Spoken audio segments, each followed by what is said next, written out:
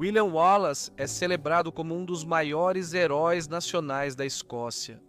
Venerado como líder das forças rebeldes escocesas durante os anos formativos da longa luta para libertar a Escócia do domínio inglês, no final do século XIII, seu legado é de uma devoção inabalável à independência escocesa, personificando o espírito de uma nação que anseia por liberdade. Ele é mais respeitado do que os próprios monarcas escoceses, com seu nome sendo conhecido mundialmente. Muito do que sabemos sobre Wallace pode ser rastreado até um romance do final do século XV intitulado O Wallace, atribuído a Henrique, o Menestrel, mais conhecido como Harry, o Cego. Esse poema épico é ferozmente anti-inglês em sua linguagem e tom, retratando Wallace como uma figura heróica lutando contra probabilidades esmagadoras. Wallace é retratado como um campeão do homem comum, lutando pela liberdade contra a opressão, e em forte contraste com a nobreza escocesa oportunista de sua época, que era retratada como colaboradora dos ingleses em busca de ganhos pessoais. Wallace era um homem de origens humildes que se tornou o guardião da Escócia, um general inspirador e líder de homens. Os escoceses acreditavam nele, e ele era um homem de caráter incrível, inabalável em suas crenças. Ao contrário dos nobres escoceses, que conspiravam com os ingleses em troca de recompensas financeiras, Wallace não buscava fama pessoal nem ganhos materiais, e não adquiriu nem riqueza nem terras. Durante as campanhas que lutou, seus sacrifícios foram feitos unicamente pela liberdade e pelo bem-estar de sua pátria. Essa dedicação profunda consolidou o legado de Wallace como símbolo de orgulho nacional e resistência. Sua história transcende o tempo, sendo imortalizada no filme Coração Valente, destacando algumas de suas conquistas e retratando-o como um farol de esperança para o povo escocês. Apesar de ter sido capturado por Eduardo Pernalongas, o rei da Inglaterra, chamado Martelo dos Escoceses, mesmo diante da morte certa, Wallace demonstrou uma vontade de ferro e, devido à sua resistência ao rei inglês, foi morto de uma das piores maneiras possíveis. Isso, no entanto, só aumentou seu legado, já que sua morte inspirou seus compatriotas escoceses a conquistarem sua independência do domínio tirânico inglês. Esta é a história de William Wallace. William Wallace nasceu por volta do ano de 1270 no histórico condado de Ayrshire, no sudoeste da Escócia. Seu pai, Sir Malcolm Wallace, era um pequeno proprietário de terras e cavaleiro de reputação modesta. Wallace era um dos 3 filhos, tendo um irmão mais velho chamado Malcolm e um irmão mais novo chamado John. Como segundo filho, William não herdou o título nem as terras do pai, um destino comum entre os filhos mais novos da nobreza. Os detalhes da infância de Wallace permanecem escassos e pouco confiáveis. Disse que ele foi criado sob os cuidados de seu tio, um padre. Como filho de um nobre, Wallace provavelmente teve uma infância relativamente confortável e tranquila. Ele e seu irmão Malcolm provavelmente treinaram nas disciplinas marciais da época, dominando habilidades como equitação e esgrima. Cronistas contemporâneos descrevem Wallace como uma figura grande e poderosa, supostamente com mais de 2 metros de altura. Um gigante numa época em que o soldado médio media pouco mais de 1,5 metro, nesses anos formativos, a estatura e força notáveis de Wallace o teriam destacado entre os homens comuns, preparando-o para os tempos turbulentos que viriam. Sua criação nobre, combinada com um rigoroso treinamento marcial e os horrores que ele mais tarde suportaria nas mãos dos ingleses, forjariam um homem destinado à grandeza. Alguns historiadores acreditam que Wallace teve experiência militar anterior para liderar tão bem a campanha de 1297. As guerras de Eduardo I da Primeira Inglaterra no país de Gales podem ter sido um campo de treinamento para que um filho caçula de proprietário de terras servisse como soldado mercenário. Há algumas evidências que apoiam essa teoria, já que o selo pessoal de Wallace traz a insígnia de um arqueiro sugerindo que ele pode ter lutado no exército de Eduardo como arqueiro. Walter Bauer, em sua crônica de meados do século XV, fornece uma descrição vívida de Wallace. Bauer o descreve como um homem alto, com o corpo de um gigante, com flancos longos, quadris largos, braços e pernas fortes, sendo todos os seus membros muito fortes e firmes. Essa representação destaca a presença física imponente de Wallace, que teria sido um recurso formidável no campo de batalha. Blind Harry, em seu poema épico do final do século XV, vai ainda mais longe, afirmando que Wallace tinha 2,13 metros de altura. Embora algumas descrições possam ser exageradas, elas refletem a imagem duradoura de Wallace como uma figura imponente e poderosa. A ideia de Wallace como arqueiro nas campanhas de Eduardo acrescenta uma dimensão intrigante à sua lenda.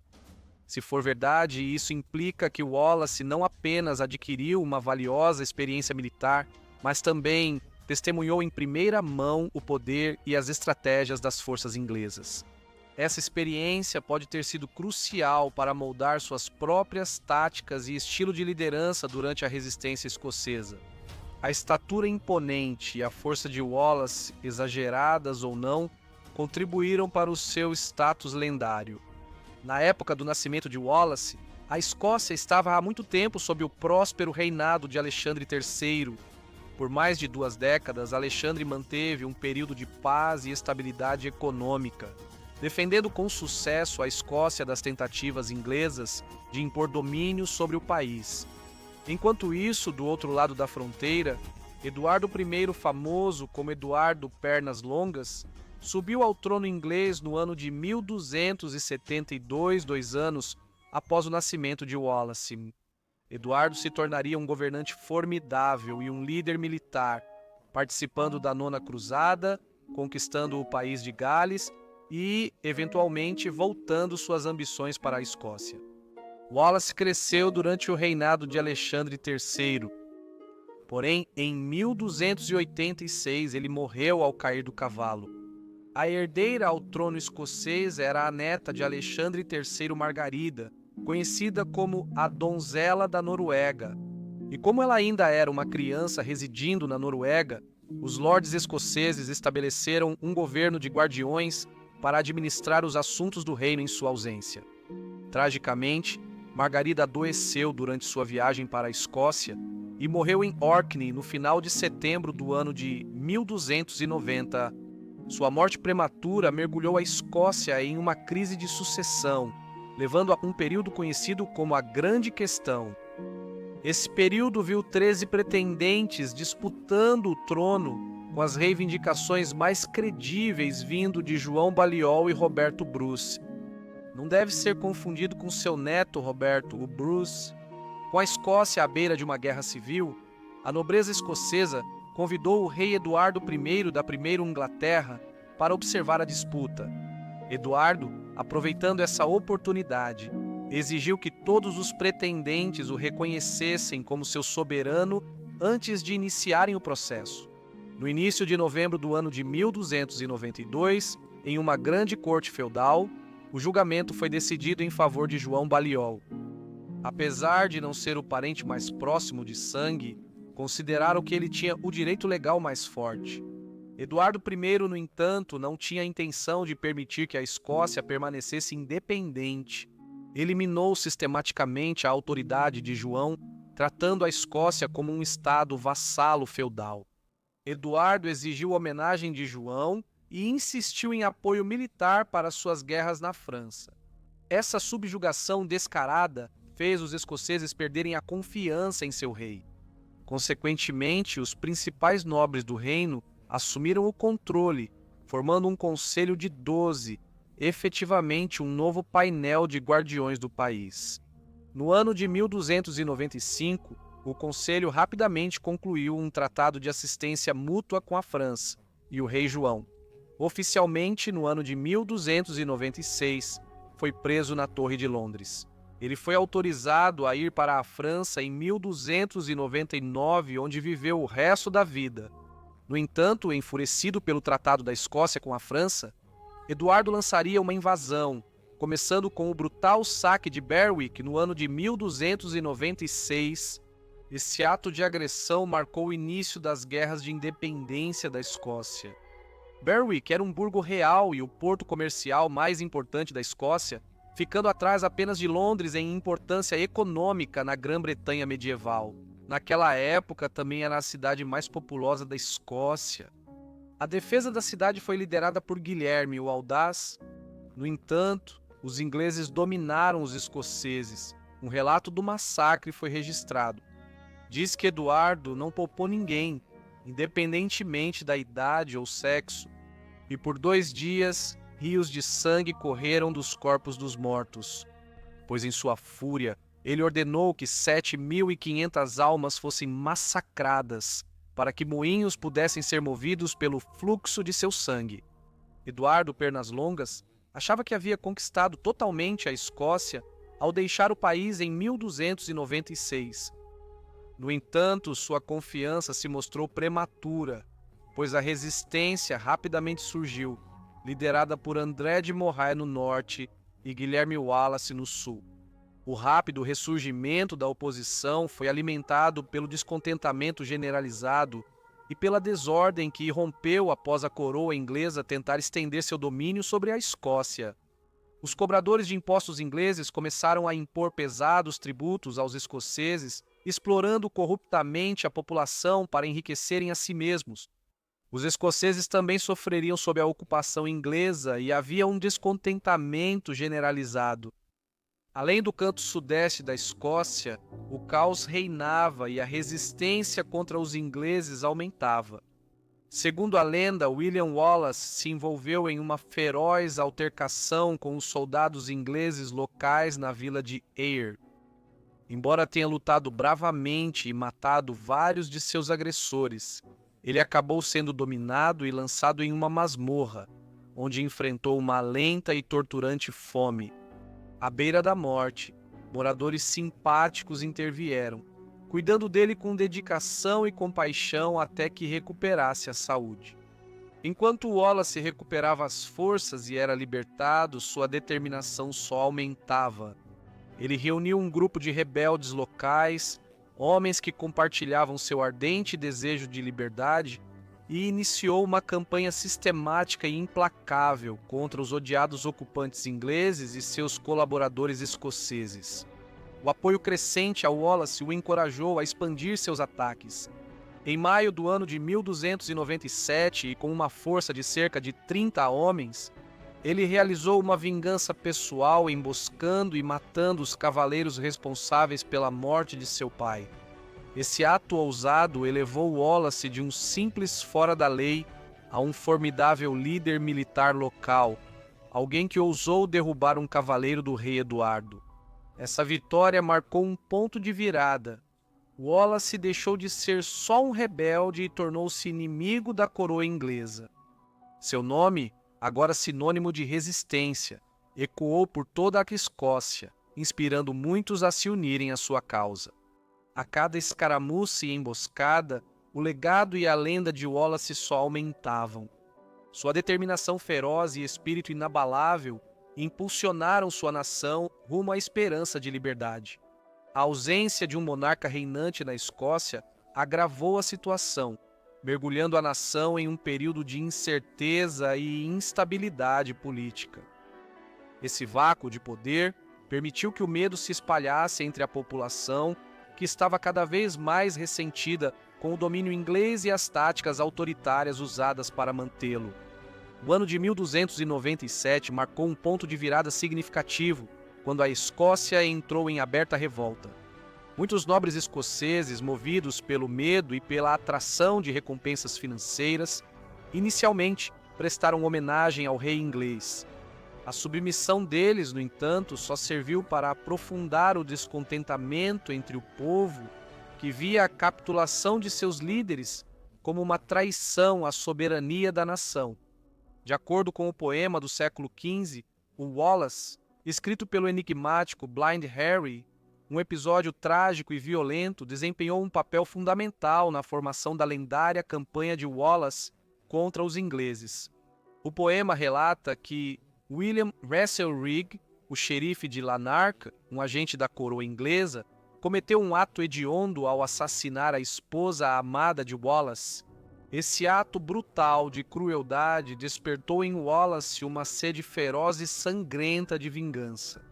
Com seu pai e sua esposa agora mortos, Wallace vivia apenas para se vingar da coroa inglesa e pela liberdade de sua Escócia. Blind Harry descreve vividamente como Wallace, consumido pela dor e pela fúria, executou sua vingança com precisão brutal. Em um ato selvagem de retaliação, disse que Wallace esquartejou o corpo de Hazelrig, enviando uma mensagem sombria de desafio aos seus opressores. Esse ato sangrento foi mais do que uma vingança pessoal. Foi uma declaração de guerra contra as forças inglesas que ocupavam a Escócia. Thomas Grey, cujo pai estava supostamente presente durante os eventos tumultuados. De acordo com Grey, uma briga violenta irrompeu em uma sessão do tribunal presidida por Hazelrig. Wallace, com a ajuda de uma mulher que pode ter sido sua esposa, conseguiu escapar do perigo imediato. No entanto, Wallace não fugiu para longe por muito tempo. Impulsionado por um desejo implacável de justiça e vingança, ele voltou com um grupo de seguidores leais.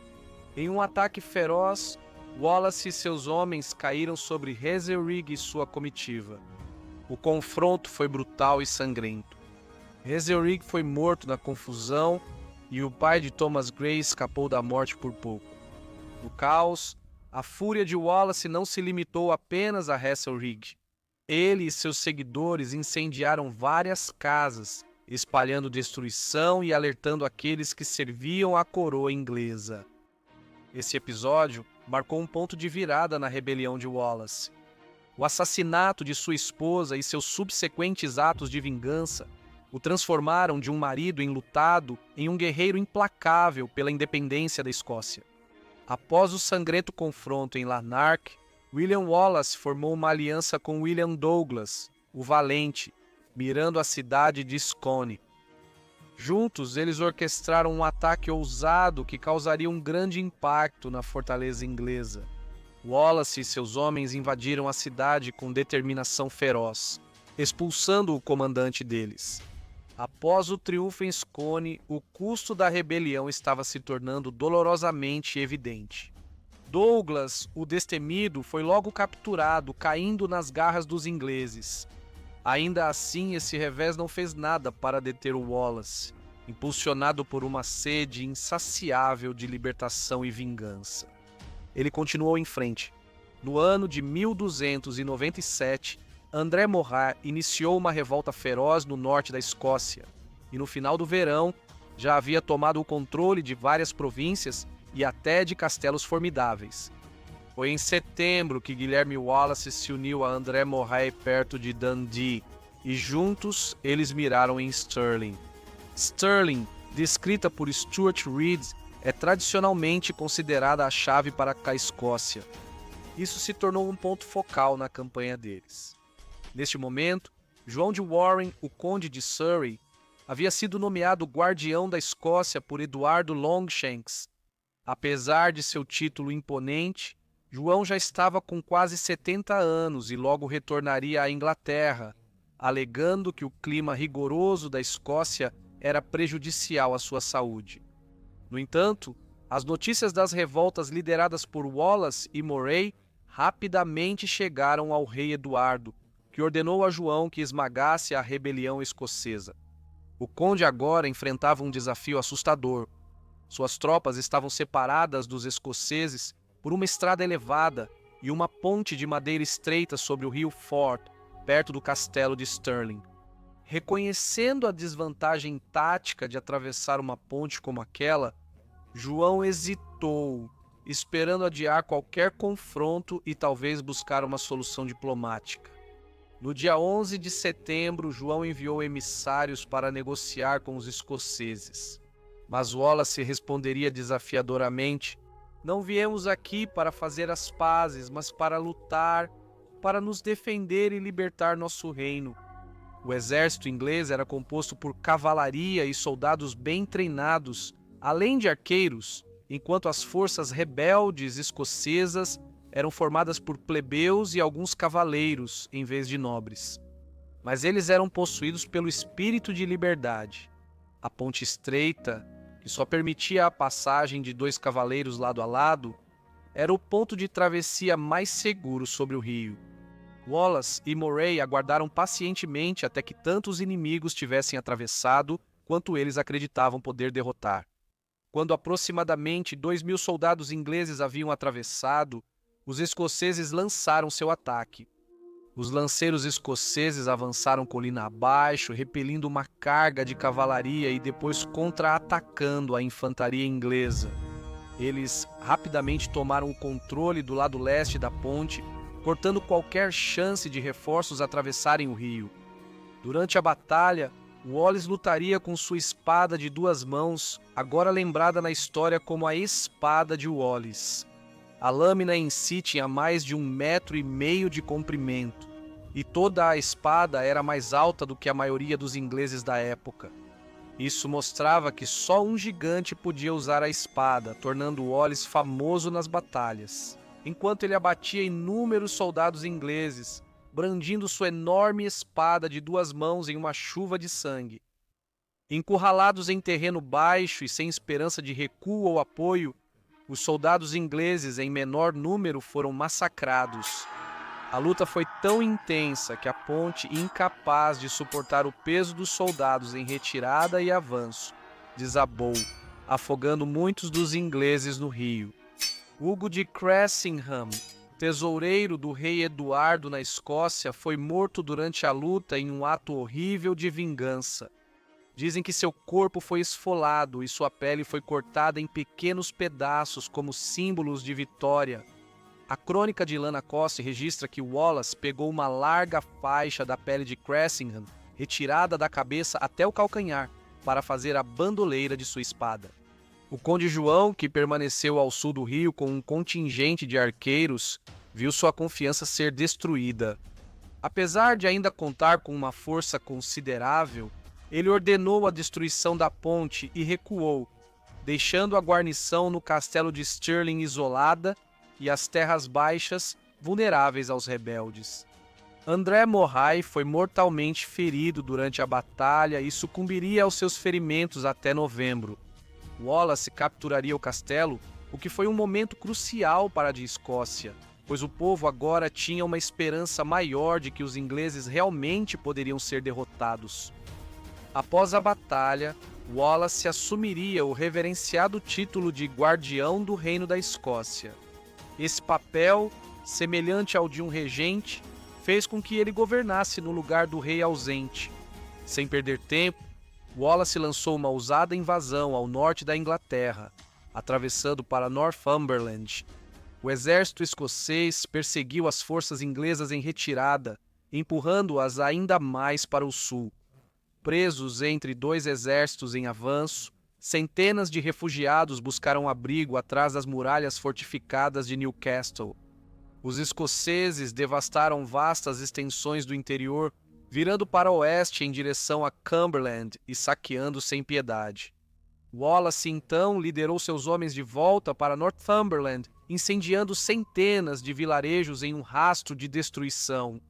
Carregados de pilhagem, Wallace e seus homens então retornaram de sua devastadora campanha na Inglaterra, com seus cofres cheios de prata e ouro ingleses. Perto do final do ano, em uma cerimônia solene, Wallace foi nomeado cavaleiro, um reconhecimento por sua coragem e liderança. Esse evento marcante representou o reconhecimento formal do papel fundamental de Wallace na luta da Escócia pela independência. O rei Eduardo logo saberia da derrota devastadora de seu exército na Batalha da Ponte de Stirling. Em resposta, ele concluiu uma trégua com o rei francês Filipe, o Belo, e em outubro do ano de 1297, retornou à Inglaterra. Em 14 de março de 1298, Eduardo focou em organizar um exército formidável. Para sua segunda invasão à Escócia, um conselho de guerra foi convocado na cidade de York para finalizar os planos de invasão. Todos os magnatas escoceses foram convocados para comparecer, mas nenhum apareceu, levando Eduardo a declará-los todos como traidores. Eduardo Pernas Longas então lideraria pessoalmente seu exército na Escócia, saqueando várias regiões e reconquistando alguns castelos. Apesar de seus esforços, ele não conseguiu atrair William Wallace para um combate aberto. Os escoceses, astutamente seguindo o exército inglês, buscavam evitar um confronto direto. Eles planejavam esperar até que a falta de suprimentos e dinheiro obrigasse Eduardo a recuar, momento em que iriam assediar sua retirada. No entanto, Eduardo recebeu informações de que os escoceses estavam acampados nas proximidades de Falkirk. Aproveitando a oportunidade, ele rapidamente avançou para enfrentá-los em uma batalha campal, algo que há muito desejava. Essa manobra preparou o terreno para um confronto decisivo entre as forças inglesas e escocesas. Os ingleses tinham cerca de 15.000 homens, enquanto os escoceses tinham apenas cerca de 6.000, dando aos ingleses a vantagem numérica. No ano de 1298, a Batalha de Falkirk foi travada, marcando um momento crucial na luta entre a Escócia e a Inglaterra. Os arqueiros escoceses, corajosos mas em desvantagem, mantiveram suas posições, mas foram rapidamente atropelados pela investida implacável da cavalaria inglesa. Os escoceses se viram incapazes de recuar ou avançar. A batalha estava perdida quase no momento em que as primeiras flechas começaram a chover sobre eles. Os ingleses, seguindo meticulosamente a ordem do seu rei, esperaram até que as fileiras escocesas estivessem suficientemente reduzidas e desordenadas. Assim que as formações dos escoceses foram fragmentadas, a cavalaria e a infantaria inglesas lançaram um ataque decisivo contra os lanceiros vacilantes, fazendo com que eles se quebrassem e se dispersassem em desordem. As forças escocesas sofreram pesadas baixas e, embora Wallace tenha conseguido escapar, sua reputação militar foi severamente manchada. A derrota devastadora em Falkirk obrigou Wallace a renunciar ao cargo de guardião da Escócia, passando o manto para Roberto, o Bruce. Embora Wallace tenha renunciado à sua liderança e à guarda da Escócia, ele ainda representava as massas do povo. Daí a determinação de Eduardo em capturar a qualquer custo o homem que, em si mesmo, era a personificação da rebelião. Ele também era um guerreiro habilidoso e destemido, e um líder que havia conquistado o coração e a imaginação do povo. Os detalhes das atividades de Guilherme Wallace após sua renúncia como guardião da Escócia estão envoltos em incerteza. Há algumas evidências que sugerem isso. Ele embarcou em uma missão à corte do rei Filipe, o Belo, da França, buscando assistência para a luta da Escócia pela independência. Uma carta sobrevivente do rei francês, datada de 7 de novembro do ano de 1300, dirige-se aos seus enviados em Roma, instando-os a apoiar Sir William. Essa correspondência também sugere a intenção de William de viajar para Roma, embora permaneça incerto se ele realmente fez isso. No ano de 1304, William Wallace havia retornado ao solo escocês. Ainda envolvido em escaramuças incessantes, seu compromisso inabalável com a causa escocesa ardia intensamente, inspirando seus compatriotas a enfrentar os ingleses em um tipo brutal de guerra de guerrilha. Um homem marcado, Wallace não conhecia rendição, e Eduardo Pernas Longas, impiedoso como sempre, estava disposto a perdoar outros rebeldes, mas não Wallace. Nos primeiros dias de agosto do ano de 1305, Wallace foi finalmente capturado perto de Glasgow, traído pelo nobre escocês traiçoeiro chamado João Menteith. Esse ato de traição marcou o fim da gloriosa rebelião de Wallace. Entregue aos homens de Eduardo, Wallace devia saber que seus dias estavam contados. Em vez de uma morte rápida, ele foi submetido ao tormento exaustivo de uma jornada de quase 400 milhas até Londres para um julgamento de fachada. O veredito já estava predeterminado. Wallace argumentou de forma famosa que nunca poderia ser um traidor de Eduardo, pois nunca foi súdito de Eduardo. No entanto, apesar dos sólidos argumentos de Wallace, Ele foi considerado culpado de traição e condenado a um dos piores castigos da era medieval: enforcado, estripado e esquartejado. Despido de sua dignidade, ele foi arrastado nu atrás de um cavalo até o local de sua execução. Ele foi enforcado, mas brutalmente retirado da forca antes de morrer. Sua agonia estava longe de acabar. Seus órgãos internos foram então brutalmente arrancados e queimados diante de seus próprios olhos. Sua cabeça foi então separada do corpo, encerrando seu sofrimento, e o corpo foi esquartejado. Para servir como um aviso sombrio contra a rebelião, a cabeça de Wallace foi mergulhada em alcatrão e colocada em uma estaca no topo da ponte de Londres. Seus membros desmembrados foram enviados para todo o país para que ele não pudesse ser enterrado de forma adequada. O fim brutal de Wallace tinha como objetivo esmagar o espírito de rebelião que ele havia inspirado nos corações dos escoceses. Eduardo I quis fazer uma declaração com o fim horrendo de Wallace. De fato, sua morte foi um reflexo da crueldade do rei, instilando medo no coração de muitos. Mas o sonho de Wallace não acabou. Nos anos que se seguiram, outros se levantariam impulsionados pela memória de seu sacrifício para continuar a luta, para libertar a Escócia do domínio opressor de Eduardo. Quase imediatamente após a execução de Wallace, Roberto, o Bruce, um nobre de grande ambição e visão, reviveu a rebelião nacional. Em um movimento ousado e decisivo, ele assumiu o manto da liderança e foi coroado rei da Escócia no ano de 1306. A coroação de Bruce simbolizou uma esperança renovada pela independência da Escócia e uma recusa firme em se submeter ao domínio inglês. Sob sua liderança, os escoceses iniciaram uma campanha incansável para reconquistar sua terra natal, unindo-se em torno da memória do sacrifício de Wallace. À medida que a campanha de Bruce ganhava força, a sombra de Eduardo pairava intensamente sobre o conflito. O rei inglês, conhecido por sua ambição implacável e habilidade militar, estava determinado a esmagar a rebelião escocesa de uma vez por todas. No entanto, o destino interveio de uma forma inesperada. A caminho de reconquistar a Escócia, Eduardo adoeceu e morreu aos 68 anos no ano de 1307. Sua morte marcou o fim de uma era de opressão implacável e, sob Roberto, o Bruce, a Escócia acabaria por restabelecer sua independência. William Wallace surgiu como uma figura fundamental na Primeira Guerra de Independência da Escócia. Suas ações acendendo as chamas da rebelião contra a tirania inglesa. Ao atacar os soldados e oficiais de alta patente de Eduardo, logo no início, ele demonstrou uma resistência feroz e intransigente que inspirou muitos. Formando um grupo de guerreiros dedicados, Wallace lutou com determinação inabalável pela esperança de uma Escócia livre.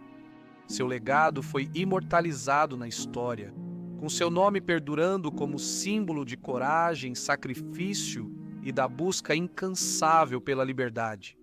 Por meio de seu heroísmo, Wallace moldou o curso da história escocesa e desempenhou um papel fundamental para que ela permanecesse um reino independente.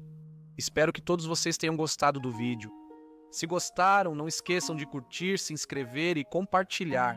E nos vemos em breve para mais um Perfis Históricos.